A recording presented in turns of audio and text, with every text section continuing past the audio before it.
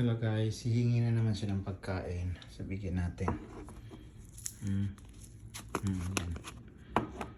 Bigyan natin ng pagkain. Tuwang-tuwa na naman siya, oo.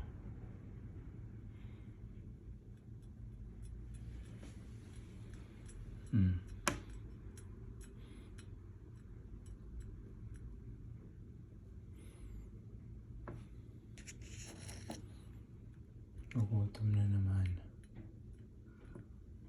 Tapos yung pakainin natin din yung isa doon. Ayan.